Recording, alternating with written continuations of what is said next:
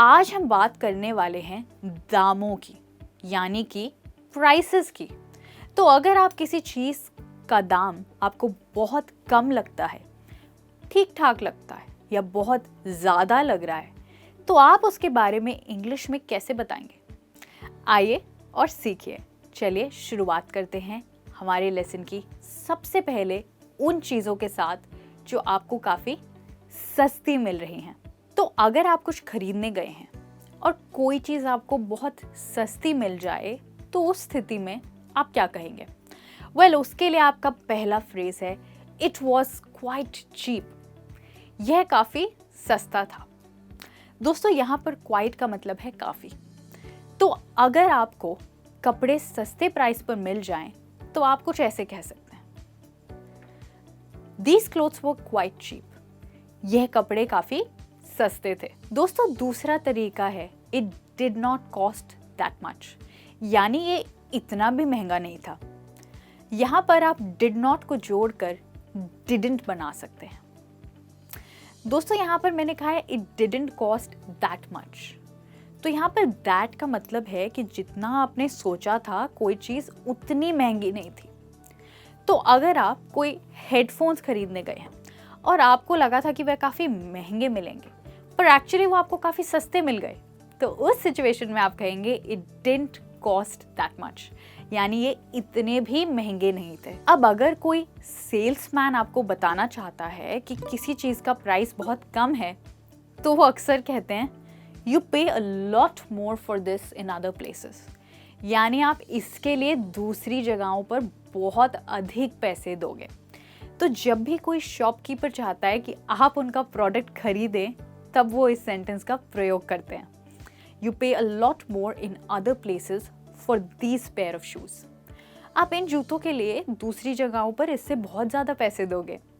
तो ये भी एक तरीका है कहने का कि कोई चीज़ यहाँ पर बहुत सस्ती मिल रही है।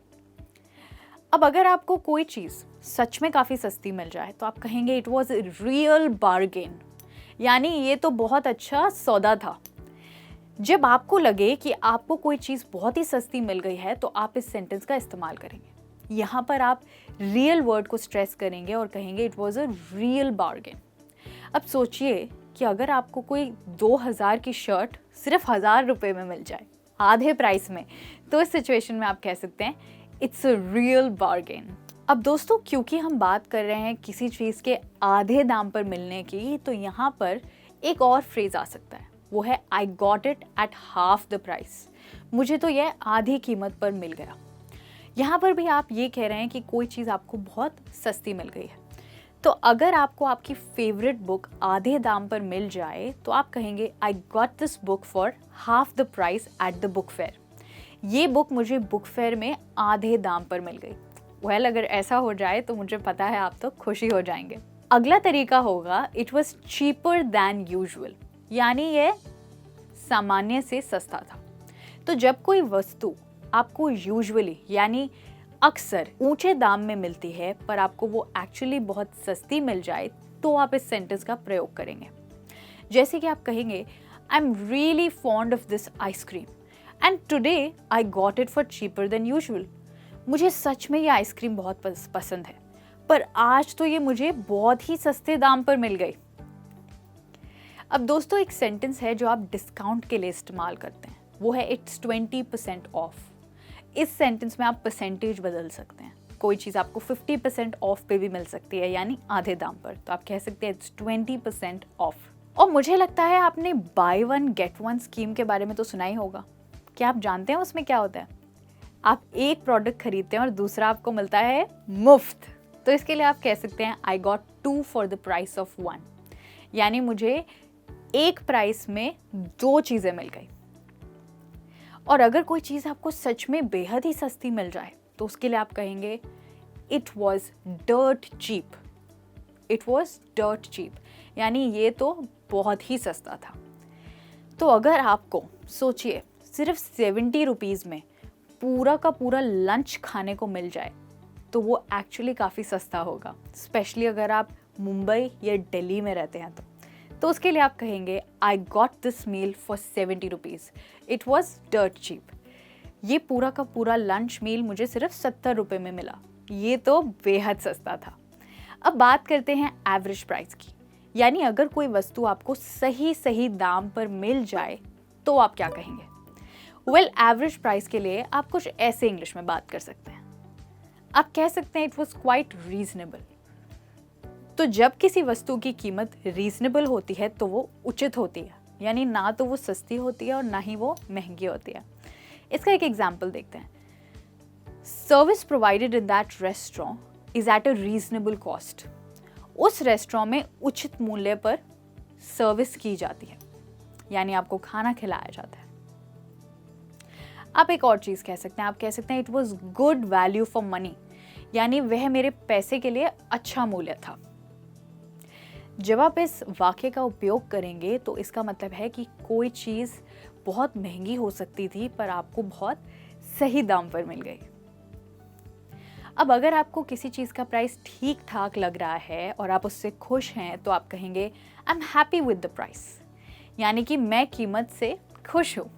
इसके सिवा दोस्तों आप दैट्स अ गुड प्राइस भी कह सकते हैं, जिसका मतलब है यह एक अच्छी कीमत है। अब दोस्तों हम बात करने वाले हैं एक्सपेंसिव चीज़ों के बारे में।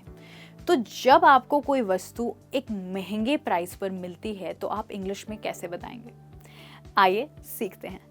तो अगर कोई चीज़ आपको महंगे प्राइस पे मिले तो आप कहेंगे that's a little outside my budget, मतलब यह मेरे बजट से थोड़ा बाहर है। अब यही बात कहने का आपके पास एक और तरीका है, आई कांट अफोर्ड इट, मैं ये नहीं खरीद सकती।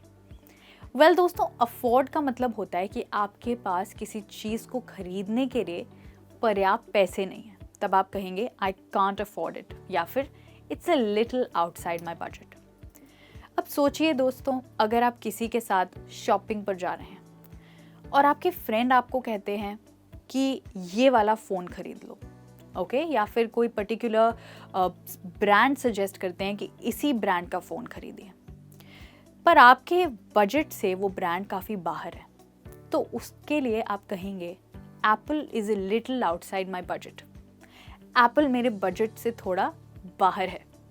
या फिर दोस्तों आप सेकंड फ्रेज का इस्तेमाल कर सकते हैं, आप कह सकते हैं sorry I can't afford Apple, माफ़ करना मेरे पास एप्पल खरीदने के लिए पर्याप्त पैसे नहीं हैं। दोस्तों अगला ऑप्शन है आपके लिए, आप कह सकते हैं दैट्स अ बिट स्टीप।